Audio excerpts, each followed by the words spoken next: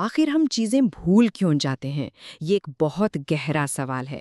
چلیں اس کا جواب ڈھونڈنے کے لیے سائنس اور صحیفے دونوں کی دنیا میں ایک سفر کرتے ہیں۔ کبھی ایسا محسوس ہوا ہے کہ آج جو کچھ اتنی محنت سے یاد کیا، کل وہ دماغ سے ایسے غائب ہو گیا جیسے کبھی تھا ہی نہیں؟ یہ ایک ایسی الجھن ہے جس سے ہم سب گزرتے ہیں۔ تو پھر سوال یہ ہے کہ کیا یہ ہماری کوئی کمزوری ہے یا پھر ہمارا دماغ ہی ہمیں کچھ سمجھانے کی کوشش کر رہا ہے؟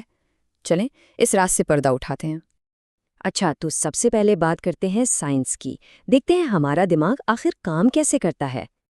دیکھیں، سائنس یہ کہتی ہے کہ ہمارا دماغ نا ہر چیز کو سٹور نہیں کرتا۔ وہ ایک بہت ہی سمارٹ فلٹر کی طرح کام کرتا ہے۔ وہ صرف ان یادوں کو رکھتا ہے جنہیں ہم بار بار دہراتے ہیں، یا پھر وہ یادیں جن کے ساتھ کوئی گہرا احساس، کوئی جذبہ جڑا ہو۔ اور جو باقی کی معلومات ہے ان کا کیا ہوتا ہے؟ ہمارا دماغ وہ انہیں دھیرے دھیرے بالکل فیڈ آؤٹ کر دیتا ہے اور آخر میں مٹا ہی دیتا ہے، تاکہ جو چیزیں واقعی اہم ہیں ان کے لیے جگہ بنی رہے۔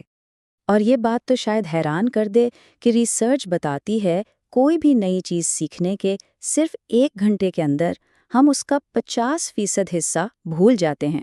جی ہاں، 1 گھنٹے میں آدھا سبق غائب۔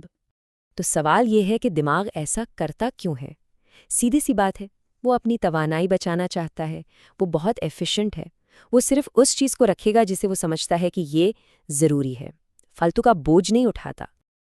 اچھا، یہ تو ہو گئی سائنس کی بات۔ اب ذرا زاویہ بدلتے ہیں، دیکھتے ہیں کہ صدیوں پرانی حکمت یعنی قرآن ہمیں اس بارے میں کیا بتاتا ہے۔ قرآن میں ایک بہت گہری بات بتائی گئی ہے کہ انسان کی فطرت میں ہی بھولنا شامل ہے۔ وہ غافل ہو جاتا ہے اور اسی لیے اسے بار بار یاد دلانے کی ضرورت پڑتی ہے۔ اور پتہ ہے، اسی لیے تو قرآن کا ایک نام الذکر بھی ہے، یعنی دی ریمائنڈر، یاد دہانی، کیونکہ یہ انسان کی اسی بھولنے والی فطرت کے لیے ایک حل ہے۔ تو اب دیکھیں، ہمارے پاس 2 الگ الگ زاویے ہیں، ایک سائنس کا، دوسرا قرآن کا۔ اب دیکھتے ہیں کہ کیا یہ دونوں کہیں آ کر ملتے بھی ہیں۔ اور یہ کمال کی بات ہے کہ دونوں ایک ہی نتیجے پر پہنچتے ہیں۔ سائنس کہتی ہے یاد رکھنے کے لیے ریپیٹیشن یعنی تکرار ضروری ہے، اور قرآن کہتا ہے ہدایت پر قائم رہنے کے لیے یاد دہانی ضروری ہے۔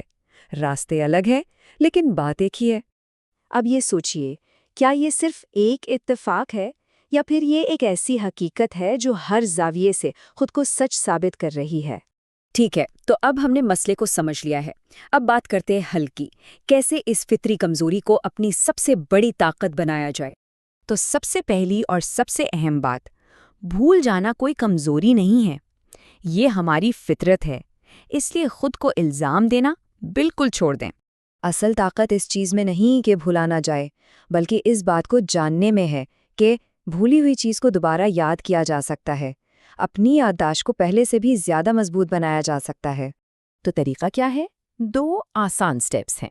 پہلا، بار بار ریوائز کریں۔ اس سے دماغ کو سگنل جاتا ہے کہ بھائی یہ چیز اہم ہے، اسے مت بھولنا۔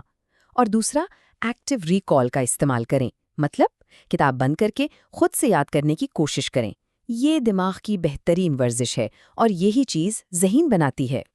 تو بس اگلی بار جب یہ خیال آئے کہ اف میں تو بھول گیا، تو خود کو برا بھلا مت کہیں، بس یہ سمجھیں کہ دماغ کو کام کرنے کے لیے ایک صحیح طریقہ چاہیے، اور جب اسے وہ طریقہ مل جائے گا نا، تو پھر دیکھیں وہ کمال کر دے گا۔ اور یہ بات ہمیشہ یاد رکھیں، جو انسان سمجھ کر سیکھتا ہے نا، وہ کبھی نہیں ہارتا۔